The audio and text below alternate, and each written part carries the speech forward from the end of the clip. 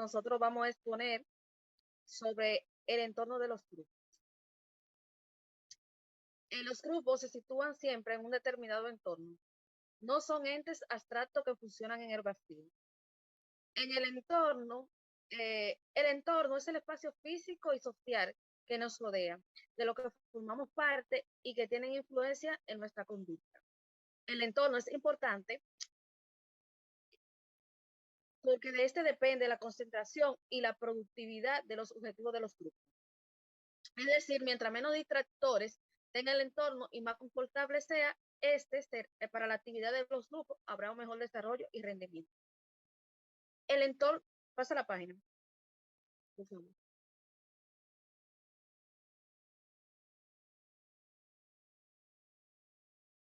El entorno físico grupal es un espacio adaptativo y funcional que facilita el desarrollo de las actividades grupales y que a su vez permite la subsistencia de lo mismo.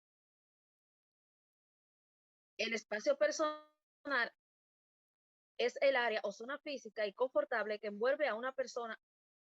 A partir de este concepto, se puede decir que el espacio grupal es el área física y social que sirve o funciona como punto de concentración de las actividades de los grupos, en el cual la participación o acceso a este puede ser limitada, opcional o pública.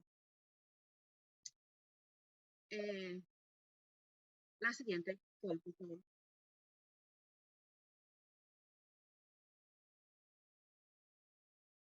La siguiente diapositiva, Sol, por favor. Gracias. La siguiente. El internet está lento, le están pasando. Okay. Ahora vamos a hablar sobre las zonas interpersonales. Las zonas interpersonales varían de acuerdo al espacio y su función.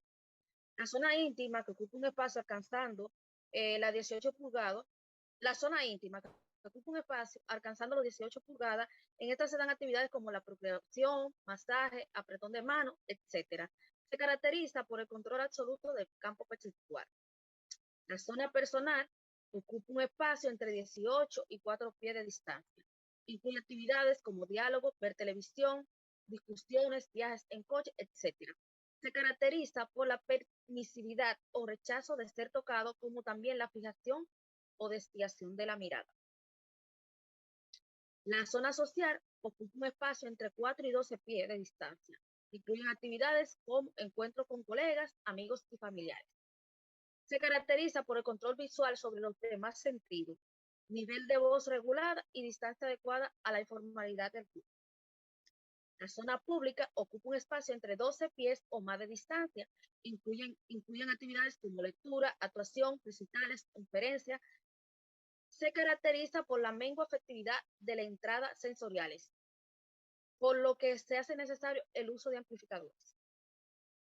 La zona remota, esta no está sujeta a un determinado espacio, incluye actividades como llamada telefónica, correo electrónico, citas para conferencias, etc.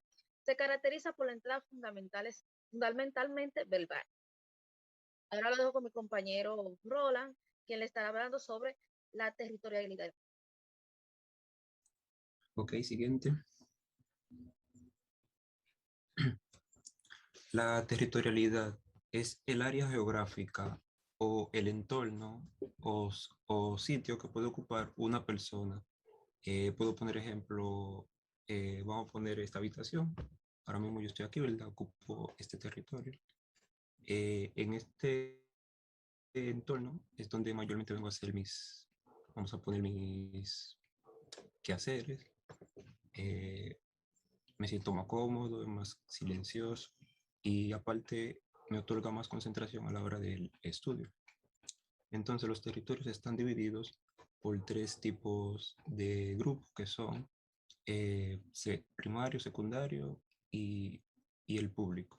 El primario es el que ocupa una sola persona, el secundario es el que puede ocupar ya varias personas o un grupo y el público se puede poner en público como un empleo que ya es ocupado por ciertas personas y, y otorga ya un máximo área, una máxima área para ya varias personas. los territorios públicos se pueden convertir en territorios y estos ocupan la mayor parte de sus actividades. Los territorios cumplen 3 funciones muy importantes, las cuales son ayudar a las personas a mantener su privacidad, organizar las relaciones de los sujetos y dar sentido de identidad al sujeto. Es cuanto. El entorno personal. El estudio del entorno personal de los grupos o de la diversidad posee variables que podemos agruparla de la manera siguiente. Características biológicas o demográficas, entre ellas están la edad, el sexo y la raza. Otra es aspectos o capacidades, entre ellas está la inteligencia, habilidades generales, habilidades específicas. Con referencia a la edad, las relaciones entre edad y liderazgo indican que con el aumento de la edad se incrementa la probabilidad de que una persona sea líder, pero no es del todo un hecho. O sea, mientras más edad tengo, puede ser que sea líder porque tengo más experiencia. Según el sexo, se dice que se considera que el variable sexo adopta un enfoque social que es más psicológico que biológico. Es decir, se dice que los hombres tienden a estar más orientados a las tareas, realizan un mayor número de conductas instrumentales y un comportamiento suele ser más agresivo, competitivo y autoinformativo, mientras que las mujeres son de un tono como más, un comportamiento más cooperativo, de un carácter socioemocional. La raza y las características étnicas. El análisis de los efectos de las diferencias raciales y étnicas en los grupos tienen un marcado predominio anglosajón, en especial norteamericano, porque lo que se ha puesto es el análisis del estudio prejuicio racial. O sea, particularmente el conflicto entre que si somos blancos o si somos negros. Entre la personalidad, Schaut agrupa las diversas características de personalidad en 5 categorías. Orientación personal. Se incluye el autoritarismo y las tendencias de aproximación, evitación. Sensibilidad social, tendencia al ascendente social. La confiabilidad, que es la confianza que uno tiene en sí mismo, y la responsabilidad y el grado de acompañamiento convencional. La estabilidad emocional, que aquí está la ansiedad y equilibrio emocional. Los individuos autoritarios exhiben un comportamiento autocrítico y exigen ante los demás miembros del grupo como que sea una confianza. O sea, la opinión de las demás personas influye mucho en esta persona. Las actitudes y capacidad intelectual. Es evidente que la influencia de los niveles de inteligencia y de actitud de los miembros de un grupo estará en función del tipo de tarea a realizar, variables, situaciones y tipo de grupos, etc. Esto quiere decir que si somos más inteligentes, podemos tener un alto rango en el grupo, o sea, un liderazgo. Hasta aquí mi exposición. Le voy a dejar con la compañera Yanira. El entorno social. El entorno social, este concepto se refiere al entorno externo que rodea a los grupos, donde hay que considerar la cultura de la sociedad en que vivimos, en la que se encuentran y demás componentes de este sistema social. Todos los grupos que están compuestos están incluidos en un contexto cultural determinado y las normas y valores de esa cultura. que forman el grupo. Pueden tener efectos profundos en el funcionamiento de los grupos. Una de las menciones que mayor interés ha despertado en relación con el comportamiento en los grupos ha sido la de los individualismo colectivo.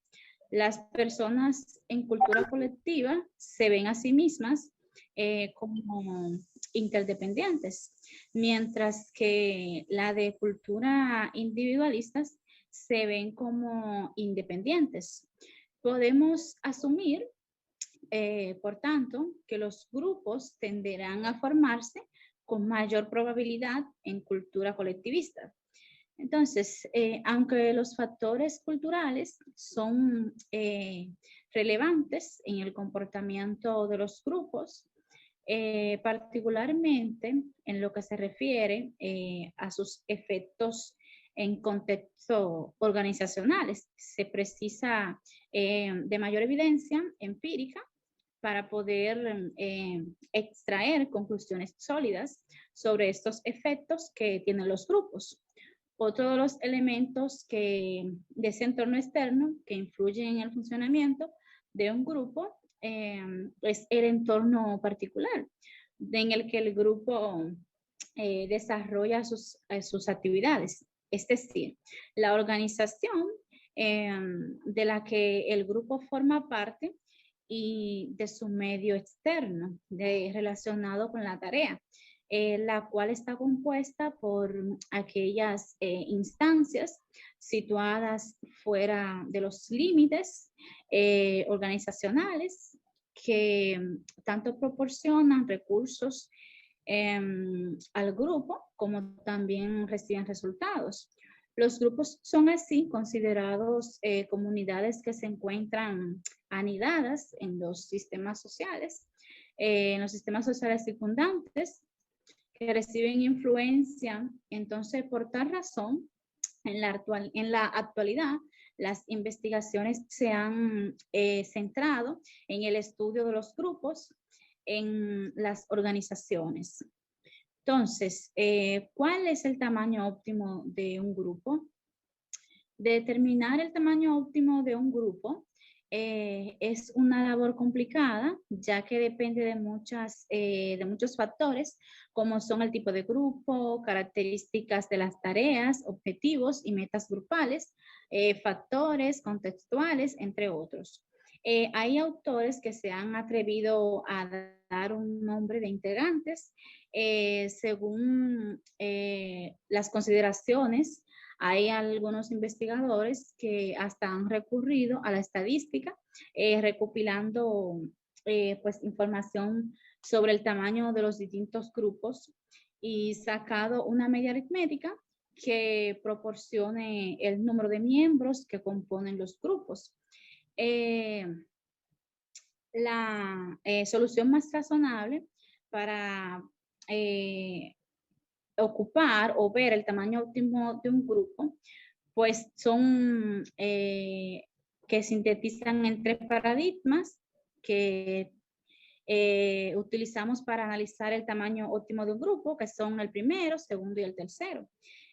Pues el primero es la observación sistemática de situaciones de interacción social en lugares públicos en los que se forman grupos naturales de forma más o menos espontánea. En segundo, es utilizar grupos artificiales de diferentes tamaños y analizar cuáles experimentan menos problemas. Los resultados parecen indicar que en general las personas se sienten mejor en grupos formados de 4 o 5 miembros.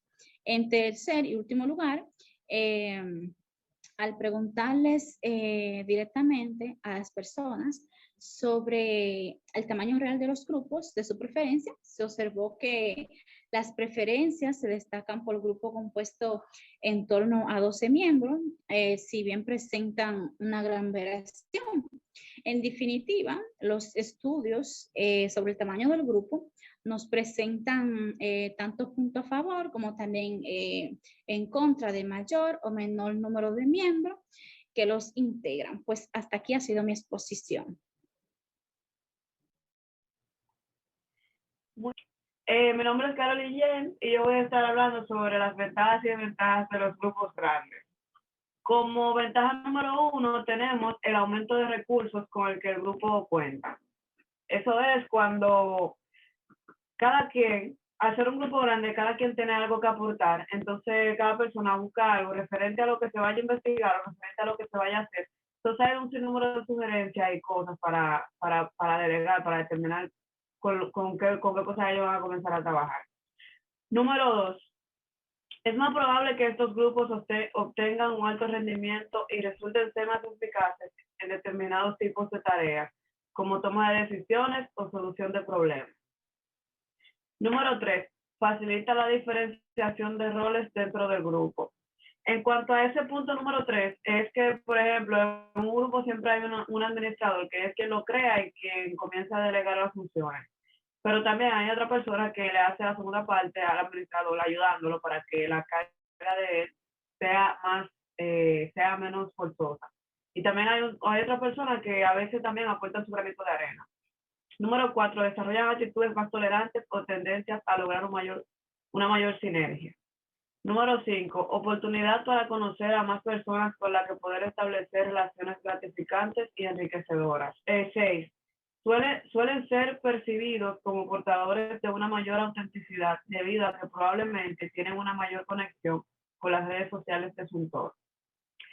En las desventajas tenemos como punto número 1, problemas de organización y coordinación, ya que pueden presentarse situaciones de confusión o el solapamiento de los contenidos de las tareas, las pérdidas de tiempo y de recursos, problemas de comunicación, pérdida de motivación, entre otros.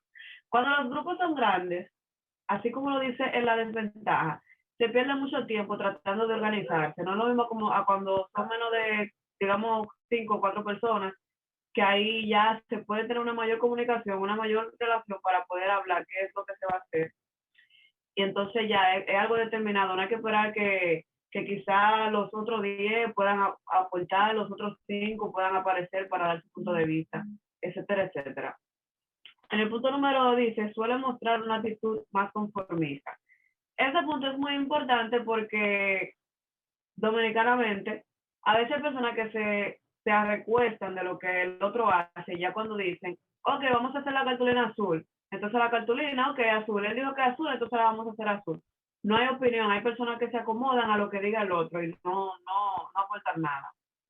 Número 3, participación de los miembros. La participación de los miembros disminuye de manera significativa y tiende a ser más variable. Yo pienso que ese punto va conectado con el de arriba porque a veces hay personas que a ver que hay otros involucrados, dicen como yo no tengo nada que aportar porque ya esa persona dijo lo que yo iba a decir o ya esa persona aportó lo que yo iba a aportar. Entonces ahí es donde entra esa desventaja. El número 4, tienden a favorecer la formación de subgrupos, lo que conlleva un aumento de conflictos potenciales entre ellos, y una disminución de comportamiento cooperativo y de colaboración entre los miembros. Este es un punto, digamos, que se da mucho cuando hay grupos de amigos, que a veces, por ejemplo, yo tengo un club de lectura, que ese fue el ejemplo que puse en la exposición ya con el grupo, donde nosotros tenemos grupos, aparte del club de lectura, tenemos grupos que son para hablar de películas, en ese mismo grupo de películas hablamos de series, de canciones, entonces ya eso es un grupo que es aparte de lo que es el club de lectura y a veces ahí interactuamos más que en el grupo principal, que es el grupo más grande, que está formado como por 89 personas. Voy a hablar brevemente de la composición del grupo como consecuencia. Entre los grupos naturales se ha comprobado que las personas prefieren formar parte de grupos pequeños, ya sean de 2 o 3 personas, pero también podemos llevarlo a 5. Porque cuando los grupos son grandes suele haber mucha confusión y entonces hay un gran número de personas con diferentes crianzas, con diferentes comportamientos. Entonces ahí lo que genera son conflictos por ese choque de ideas. Y no hay mucha facilidad como de uno tener una información precisa o interactuar. Entonces, también se puede decir que esto se puede dividir en procesos de formación y terminación de grupos y procesos de socialización.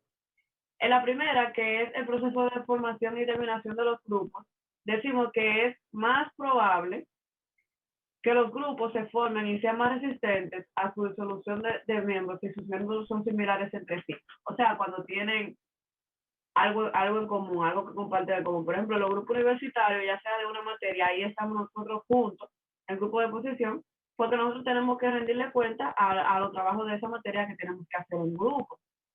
Entonces, la segunda, que dice de orientación más psicológica, que se basa en los procesos de socialización. Según el modelo de socialización de Levin y Morland, las personas en rara ocasión entran a formar parte de grupos cuyos miembros difieren a gran medida de ellas mismas. O sea, si a mí, por ejemplo, me gusta el chocolate y yo entro a un grupo donde no le gusta el chocolate, yo no me voy a sentir conforme ahí, porque no es mi tipo de grupo. Ahora, hay grupos donde hay personas que les gusta el chocolate y también hay personas que no les gusta el chocolate, y lo que hace es que existe un respeto al gusto de cada quien. Entonces ahí se dice que hay una mejor coinonía, pero es muy poco probable que eso suceda todo el tiempo. Por eso hay muchos grupos de diferentes cosas. Hasta aquí mi exposición. Mi próxima. Buenas noches. El grupo como causa es considerada como el factor que puede influir en la estructura de los procesos y el rendimiento grupal. Las variables más estudiadas desde este enfoque son las que tradicionalmente se engloban bajo el término de heterogeneidad de las características de los miembros. Los problemas antes aducidos sobre el tamaño de los grupos han originado que el interés de los investigadores se desplacen al análisis de los grupos con diferentes niveles de heterogeneidad. Respecto al rendimiento grupal, los resultados parecen mostrar bastante consistencia en cuanto al efecto positivo de la diversidad. Así, los grupos heterogéneos obtienen un mayor rendimiento en tareas creativas de soluciones de problemas, de toma de decisiones y en general de aquellos que cuentan con un importante componente de innovación. Los grupos homogéneos tienden a ser superiores cuando las tareas requieren la utilización de pensamiento convergente. Es más probable que se produzcan efectos auditivos que interactivos, dado que aquellos aparecen en grupos que precisan de poca o nula integración social. Muller, en el 1991, formuló un modelo integrador en el que relaciona la composición del grupo con lo que resalta endogrupo y del exodogrupo y endogrupo, así como la representación ejemplar de la información sobre ambas. Muller presentó una serie de resultados que podrían ser el tamaño del endogrupo y del tamaño del grupo aumenta. Esta probabilidad la presentamos en este cuadro. A medida que disminuye el tamaño endogrupo, es más probable que A, el endogrupo resulte más saliente. Respectivamente, la persona que disminuye el tamaño del endogrupo, es más probable que el endogrupo resulte más saliente. Perceptivamente, la persona tiende a estar más autocentrada y sobreestima la prevención del endogrupo. Realice evaluaciones favorables al endogrupo. Perciba a su propio grupo como más consistente y homogéneo. Las ambigüedades perspectivas tienden a ser resueltas en términos simples. Por ejemplo, nosotros frente a ellos. Es más probable que el exodogrupo resulte más saliente perspectivamente. La persona tiende a estar menos autocentrada y sobreestime la prevalencia del exodogrupo. lleve a cabo evaluaciones cegadas que favorecen al exodogrupo. Percibimos al exodogrupo como más consistente y homogéneo. Resuelvas ambigüedades perspectivas en términos más integradores y menos simpáticos.